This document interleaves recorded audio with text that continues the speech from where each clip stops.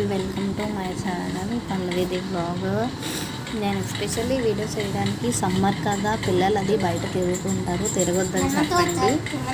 Next మీ health అది జాగ్రత్తగా చూసుకోండి. చల్ల వస్తువులు ఎక్కువ తాగండి. సబ్జా వాటర్, సగ్గుబియ్యం అండ్ లెమన్ వాటర్ ఇలా తాగుతుండండి. నేను ఇది ఎలా ప్రిపేర్ చేస్తానో చెప్తాను.